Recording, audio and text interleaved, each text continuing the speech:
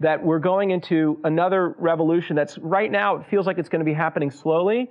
And like most things, like you look at the mobile revolution, it's going to hit like super aggressive and turn everything that's there. And the reason is not just because there's technology and we can do it. It's because we're facing a fundamental problem.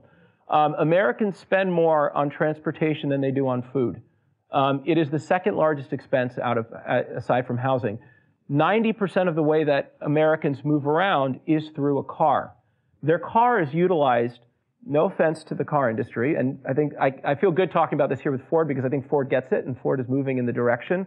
But a car is utilized 4% of the time. 96% of the time it's sitting and not being utilized. And when it is utilized, it's 75% unoccupied, as I mentioned before. So we have this asset that people are spending a lot of money on that is also responsible for, unfortunately, there's significant amount, 94% of accidents are caused by human error.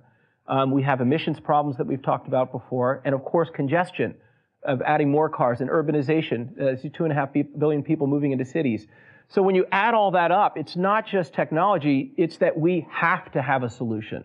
We need a solution in the next 10 to 15 days. And it just so happens that the building blocks are here now, which is on-demand technology. The word that's often used about the future of automotive transportation is CASE, C-A-S-E, which is connected, autonomous, shared, electric.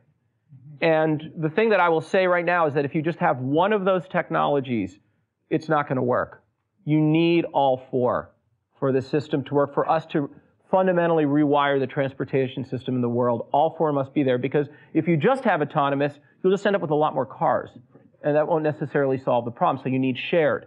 If you have autonomous and shared, you're still generating emissions.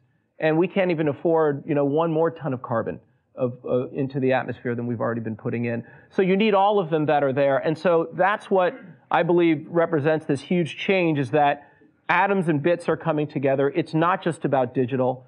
2 years ago, we were an app, and you would just connect to drivers that are out there. Now, we have 35,000 cars in our fleet, and we're building hardware up the street.